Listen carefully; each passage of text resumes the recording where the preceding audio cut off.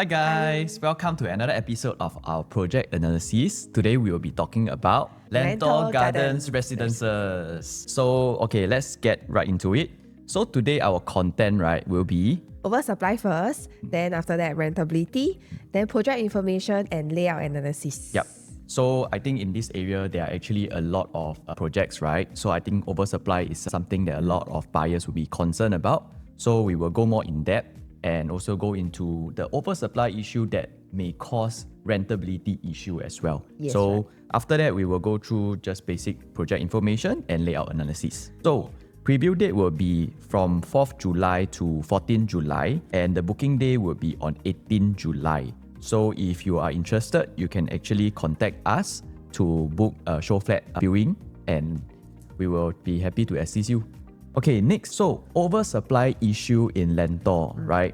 Your clients got ask you, right? Yeah, a lot of clients ask me these questions like, how come there's so many projects around that area? So why we can still buy Lentor? Correct. I think this is a very common concern. And this will be the 7th plot actually, the 7th project in this area.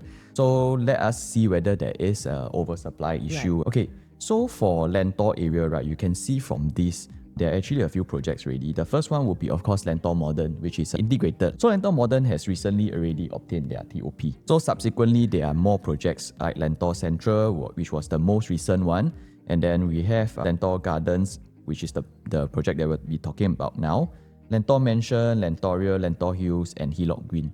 So when we talk about an area with a lot of supply, I think more importantly is we must see the supply and then we break down to see whether or not there are different traits of each project, and of course the pricing, all these will play a part as well, the timing of when the project is launched. So today we will be doing this and then we will be breaking down for you guys. So let's break down the supply. Okay, if we look at the projects over here, right, Lentor Modern was the first one with 105 units. But we have broken it down to two different categories. So the two categories, right, would be those that are with the 3-year SSD period and then the projects with the 4-year SSD period. So in case you haven't been following the news, last year, government actually changed the ruling to 4 years SSD. So in the past, right, you just need to hold for 3 years, then you can sell already. You won't get seller stamp duty. But ever since last year, you need to hold for 4 years before you can sell. If not, you will incur the seller stamp duty. Okay, yes. So we look at the projects over here. We have Lentor Modern, Lentor Hills, Hillock Green, and Lentoria. These are 4 projects that are non-harmonized. And then for Lentor Mansion and Lentor Central, these are the harmonized projects. Of course, for Lentor Gardens and the upcoming plot, which was bidded by Guoco Land, also harmonized. And in case you don't know, there is actually another upcoming plot that has already been awarded already. And that land was bidded by Guoco Land. If you look at this information, you can see over here that Lentor Modern launched in 2022, Lentor Hills and Hillock Green launched in 2023, right? So for Lentor Hill all the way to Lentoria, their TOP is actually in 2027, yes, which is next year. So by the time they actually TOP, they can already sell without incurring any SSD. For Lentor Mansion, the TOP date on paper is actually 2028. And for Lentor Central, is also around 2028 to 2029. But for Lentor Central, because it's based on a 3-year SSD period, so by the time they TOP, the owners can already sell as well. So if we look at this, right, we can see that the only competitor with supply that will hit the market is probably the Guoco Land project. It's the new one. Because that one we are hearing that they are going to launch sometime maybe Q2 next year. But still from now to Q2, there's actually almost a year. In a way, for buyers of Lentor Gardens, right, you still have a year to actually sell. And usually for TOP projects, the first year after a TOP is the bulk of the influx of the units that is going on sale. Usually owners will want to sell after TOP, right? Yes. Then of course there are also some owners who will sell sub-sale, but it depends on whether you already clear your SSD period. So if you break down this way, you can see that the projects before, actually they TOP earlier, they clear the SSD earlier. And the project that is the closest to Lentor Garden is Lentor Central. Lentor Central, they will clear the SSD by 2028. So there will be some units that will be on sale as well, sub-sale units, right? And by the time Lentor Garden actually TOP, it will be in 2029 or 2030 already. Right. So there is actually almost 2 years gap because Lentor Gardens will be on a 4-year SST period. So today, June, you buy, for example. So let's say you buy this year, the earliest you can sell will be 2030. Yes. And then for Lentor Central, the earliest they can sell will be 2028. So there is actually a 2 years gap. And of course, not all owners will sell once they clear the SSD. Most will actually wait until TOP also. So if let's say they wait until TOP and let's say Lentor Central TOP in 2029, right? Then it will still be a 1 year gap, which means that there's a 1 year gap for Lentor Central Residences, the owners who want to sell to actually clear the supply before Lentor Gardens units enter the market. Which means for Lentor Gardens, right, the main bulk of the competition will be within the project itself. Because by the time Lentor Gardens owners can sell, most of the previous projects, the owners will have already mostly sold their units already. So the leftover will be not so much. Of course, there will be some units that owners still want to sell, but the main bulk will be cleared already. And then the next project that will TOP or be able to sell will be Lentor Central, which will be almost a year later. So for Lentor Gardens, the owners will still have at least a year to try and clear the units. So if we break down the supply into this, then actually it's not that bad. Because I think in every area where there are a lot of projects launching around the same period of time or one after another, definitely there will be supply issue. Yeah. Like there will be a lot of units, but more importantly is to know who are your competitors, right?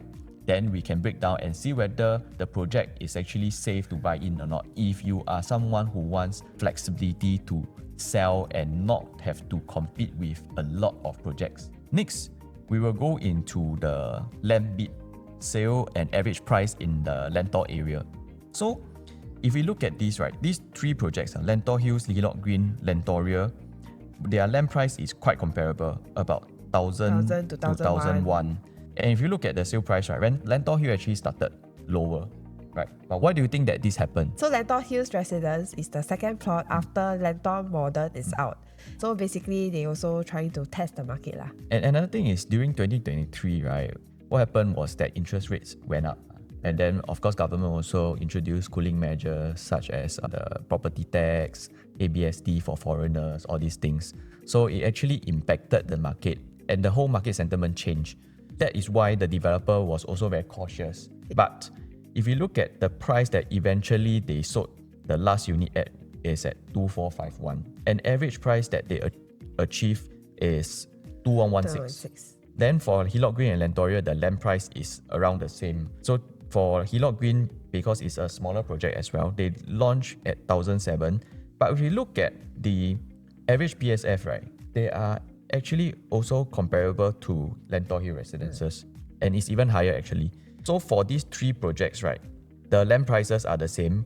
The average price still increase one after another. Lentoria is averaging 2,225. Right, then fast forward to 2024. Lentor Mansion bought the land at 985 PSF PPR. So I think back then, harmonization ruling, developers also are more cautious. And at that point of time, there was still a lot of units available in Hillock Green and Lentor Hill. So for Lentoria, developer is also has to be more cautious. If they launch too high, then they might not achieve the results that they want. But they still launch at a higher PSF as compared to the rest, at 2001. Just that their highest PSF is 2,476, and then the average price is 2,266. Then for Lentor Central is the first harmonized plot over there, and the land price was 982 PSF PPR. So Lentor Central price ranges from 1,914 to 2,586. Then they average 2,222, right? So we look at this information. What do you think would be the launch price of Lentor Gardens? Because I think it will be roughly about Lentor Central prices. Most people would think this way because logically they would want to launch around this because their land price is actually the cheapest. Right? But the thing is that for Lentor Gardens, developer Kingsford, they know that there is an upcoming plot by GoCo Land that was sold at a much higher land price, almost $300. Yeah, that's very high. Then if you are a developer, you are a businessman, you know that there's a form of price protection because the next plot that is coming up, they have to launch higher because of their higher land price. So do we think that they will actually launch low? I think that there's a chance that they might start from an attractive PSF. Yeah. But And then the thing that they might do based on their past record is that their PSF range will be bigger, which means that they might start lower, but the highest transacted unit might be on a much higher PSF, may even go up to 2728.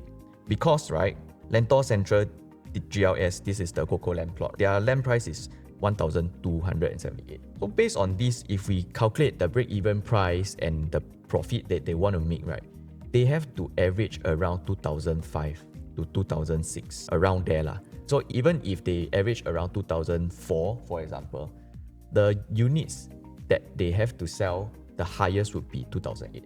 And this is cannot run away from anyone because of the land price. And Lentor Garden is the only project can enjoy this kind of information in a way, because the projects beforehand, right, they know that the next plot was bidded around the same price. So do they have the confidence to actually launch high or not? don't have, Right? Because they know that the competitors bid the land around the same price as them. Yeah. But Lentor Garden is different. Lentor Garden currently is the lowest land price. Then they know that the next plot bid the land at very high price. Then they know that the price protection is there. So that's why we feel that Lentor Gardens might not launch as low as what you think. Right. But because of the Coco land plot, there is actually a form of price protection for the owners who buy Lentor Gardens as well. So in order to support this, we will use the developer pricing strategy for Chuan Park, same developer, which is also Kingsford. On the same day, you can see over here, right, level 19 actually bought higher price than level 20. This was transacted in 10 November 2024, so on the launch day. The reason why 19 will buy at a higher price is because of the ballot number. The buyer who bought level 20 managed to get a ballot number. So they bought earlier in the day. But for 19, they actually bought after the developer has increased price by close to 3%. Same thing for this unit over here, 3-bedroom. Level 19, right, actually bought at close to 2% higher in price. Which means that this developer previous pricing strategy is that they see the demand coming in on the same Then day. they increase the price. They will increase the price, right? We feel that for Lentor Gardens, the same thing might happen also. And if you look at how much Chuan Park has already increased price up till this month, the lower floor, 17th floor for this 3-bedroom unit, they are actually 6% higher than level 18, which was bought on the launch day. So from the launch until today, already increased close to 6% already in price, which means that this developer will do pricing strategy. They will do phase 1, phase 2, phase 3 prices. Yep. And if you want, you have to buy early, right? Of course, depending on your ballot number also. If you look at this bar over here, you can see that the range is from 2269 all the way to 2793. Yeah. Are we seeing something similar at Lentor Garden? Yeah. It might happen. It might happen. But for Chuan Park, on the first day, they didn't have any knowledge of how much the next plot of land was going to be bidded at. Yet they still have the confidence to do this. So for Lentor Gardens, we feel that they might actually launch on a lower PSF, but the range will be big. And when the range is big, means that they might go up to 2007, 2008 PSF. If they touch 2728, you can buy at 2001, 2002, for example. It's a very safe price. Yes. Even at 2004 to 2005, it's still relatively safe because you know that within your own development, right, there are units that will be transacting at 2008 to help you support your price, support your bank valuation. In the future, when you want to sell upon TOP or what, you can use that 2007, 2008 price to set as a benchmark to sell. And that's why we feel that Lentor Gardens, even though there is a lot of supply in this area, but we break down into the supply that will be your main competitors, there is actually just the upcoming plot, right? Because there's always a gap, and the gap between Lentor Central and Lentor Gardens is actually 2 years, right? So it's not that bad, and if you can get a good unit at a safe entry price, we think that it's still actually quite okay. Yeah. So of course, choosing the unit and also the PSF, all this is very important. And next, we will go into the rentability. So the question is, will Lentor Gardens Residences be difficult to rent out? Will there be lower rental yield? First, I think we must determine what is our priority. Is it profit or is it rental yield to fall back on? Yep. What I mean by rental yield to fall back on, which means that you buy a property that it has high rental yield, it covers your mortgage, you still have passive income, or at least it can cover your mortgage, right? So let us show you a few examples of the two different type of priorities. One is the one with profit, another one will be for the rental yield. If you look at this example, Affinity at Serangoon, 3-bedroom, 904 square feet. Purchase date is around the same in 2021 versus Uptown at Farrer, 3-bedroom also. So purchase price also around the same, 1.4, 1.5. Then they sold around the same time also, right? And if you look at the sale price, Affinity actually sold at 1.8 million, Uptown at Farrer sold at 1.6 million. The profit analyzation for Affinity is 4.75%, whereas for Uptown at Farrer is only at 1.83%. But if you look at the rental yield, Affinity rental yield is at 3.5%, while Uptown at Farrer is at 4.2%. So this is what we meant. Second example, show you Foret at Bukit Timah, bought around the same timing as well. Foret bought 2.168, Ivera bought at 2.256. Then they sold in November and September 2025 respectively also. The profit is 3.86% for Foret, while the profit for Ivera is only at 1.66%. But the rental yield for Foret is only at 2.18%. But the Ivera, the rental yield is at 3%. So we must determine the priority. Is it really profit or rental yield? And if we bring it back to these Lentor Garden Residences, of course there are a lot of supply over there. I'm not going to sugarcoat things. You will face competition when you want to rent out. Yeah. But actually, do we have a rentability issue in Singapore? Honestly, right, when we try to rent out a unit in an area where there are a lot of competing units, right, there is still a healthy volume of inquiries if we price it competitively, right? Even in an area with a lot of projects, as long as the price is competitive, we still will get inquiries, right? Yeah, definitely. So the demand for rental units are actually always there for Singapore, and it really depends on the asking price only. If you choose to buy a unit in more central locations, the rental is likely going to be higher because of course it's closer to city, Convenient. more convenient, closer to offices, all this, right? But at the same time, the unit that you are going to get is going to be smaller. Yeah, the quantum is higher. Quantum is higher. So for example, if you want to spend like 2 million, maybe you can get a 2-bedroom in central location. Yeah. But you can get a 3-bedroom in Lentor. Yeah, like in the outskirts, we can get bigger units. And the thing is that smaller unit, they have higher rental yield, more central location, right? True. But when they sell, we also base on the size to sell. So when you sell, let's say 600 square feet, multiplied by the PSF gain, it will always be lesser because of the size than a unit that is 3-bedroom that may be in Lentor, right? So at the end of the day, we have to determine what the priority is. Is it profit or is it high rental yield to fall back on, such as covering your mortgage like what I mentioned earlier and have surplus of passive income from rental? I think it depends on which part of life you are at. Some of them they are buying to hold for future, for their kids or whichever. Maybe they will think that they want more rental. But for people who are doing upgrading, means they are buying something bigger in future, then likely they will look for something that is more profit than the rental, right?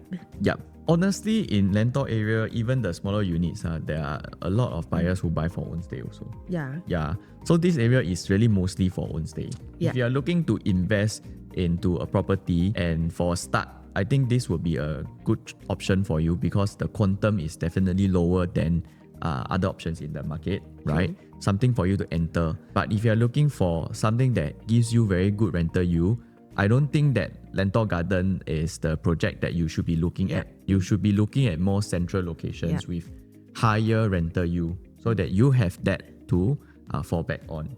And that's all for the oversupply and the rentability. Next, we will go into the project information. Yes, so project name is Lentor Garden Residence and our developer is Kingsford.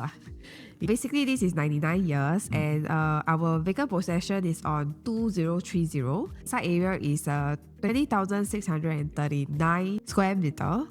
Total number of units will be 499 and parking lots will be 402. I think quite high because so far I've seen a lot of them are like 50 to 60%. Yeah, not bad. Yeah, not bad for the car park. And quite near MRT also lah. And they still give such a, so many car I mean, parks, this right? area is mostly for own stay buyers. Right? That's why. So yes. I think definitely you have to have the car park lots. If not, a lot of own stay buyers surely will not like it. Yes, and total we have 7 blocks. Ford did a few projects such as our Normanton Park, the Hill at One North, One Marina Garden, and Chuan Park, and of course View, Peak, and Kingsford Water Bay. Then here will be the artist impression. This is the night sky, quite nice. Yeah, quite nice. And then like kind of an open view. So this is the location. So basically, as Jay mentioned, we already have 7 plots. And this is right at this corner here, Lentor Gardens Residences. And we are actually 6-minute walks away to the MRT station. Not very far and not very close, but still quite a good distance. And there's also a future Hillock Park that will be in the center of all the projects. Right. Anyway, this area, have you went there before? Yes, I went there. I went to the Showflat before. Yeah, actually there is like all residential lah. Very quiet. And then I mean depends on what you really like. That place is really quiet right now. I mean like there's a lot of new condos going up, but I believe when everything is up, right, it will be a very quiet kind of place. If you like quiet place, you can consider this. Okay, next then here we will be our location. As mentioned, we are close to Lentor MRT station. So this is how it will look like. And certain units will be facing Hillock Park.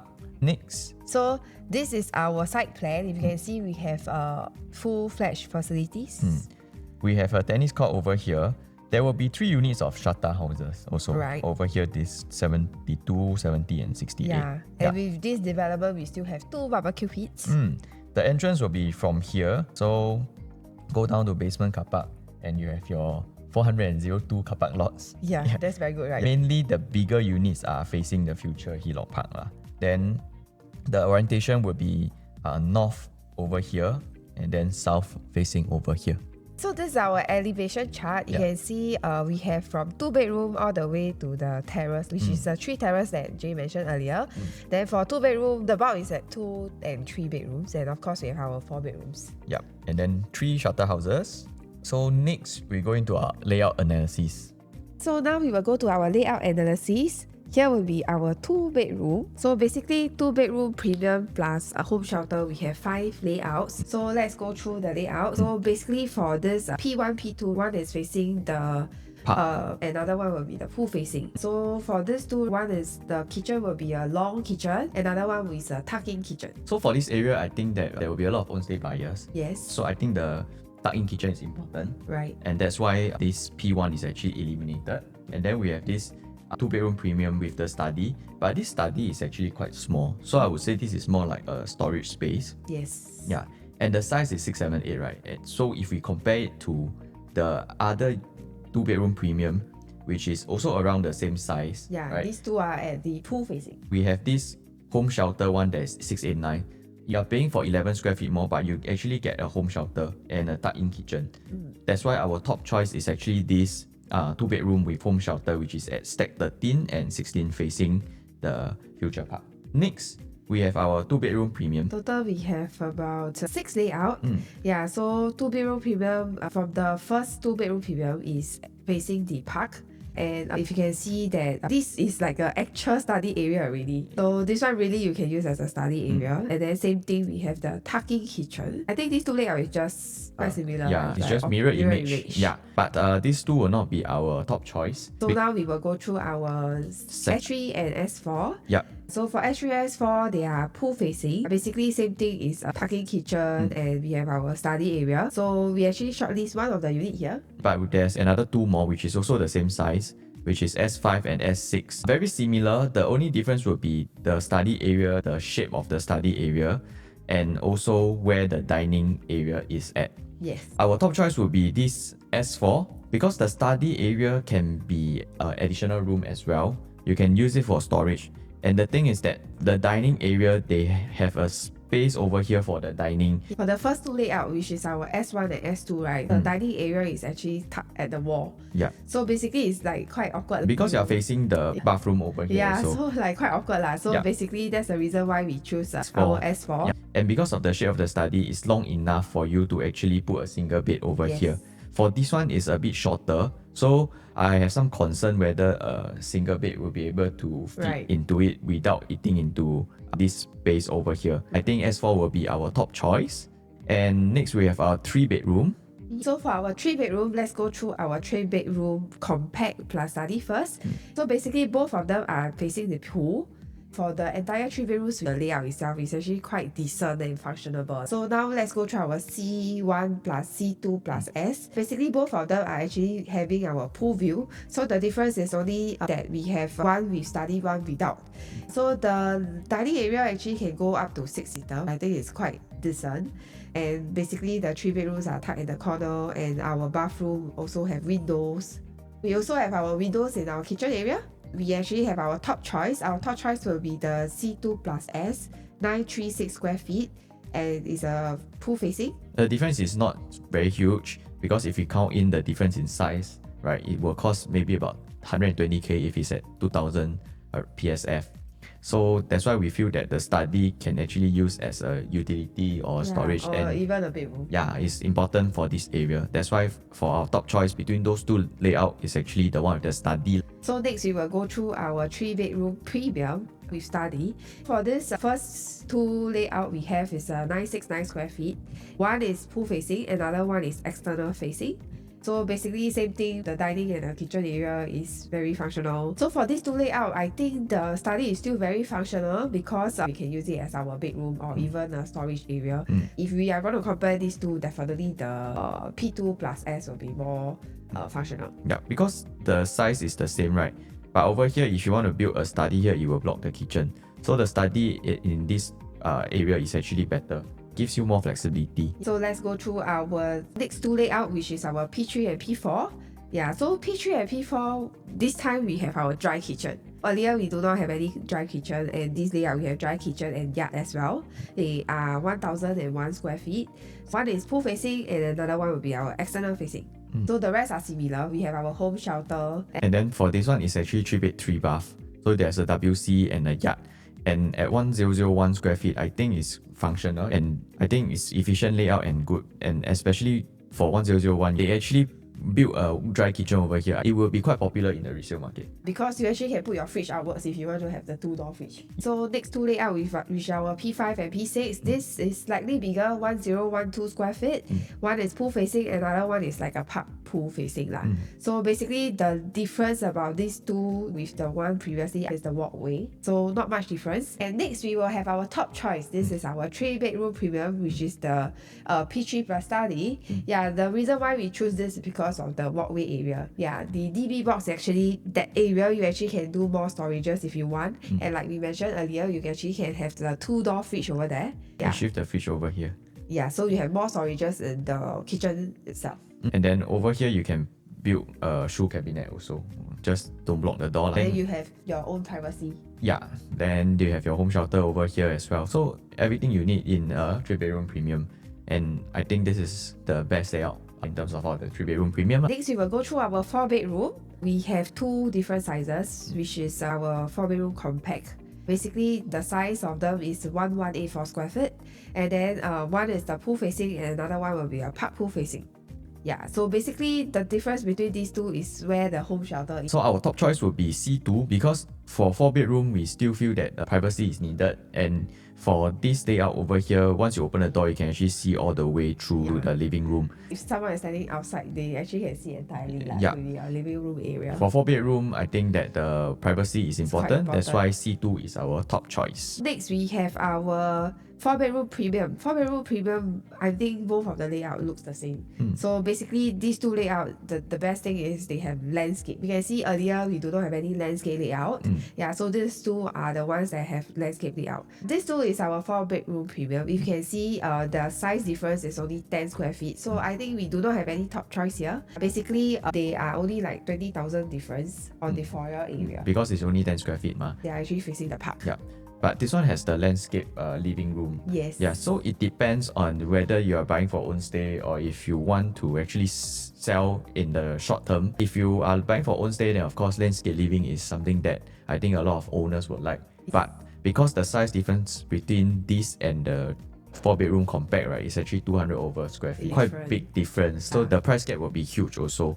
And in this area, maybe we will choose the compact one because that might be more affordable for the upgraders to actually enter in when you want to sign the resale market. If you like landscape and you're buying for own stay, then it's okay. Yeah. And then next will be our Strata Terrace. Strata Terrace, we only have 3 units lah. Basically, they are 1496 square feet. Anyway, there's only 3 units. So if you're interested, you can just come down and take a look. So with that, we have come to the end of our project analysis. If you have any questions, feel free to contact us. If you like our content, please subscribe to our channel, share and like our video. And that's all for today. Thank you. This is Jay. This is Sherry. Okay, bye-bye. Bye.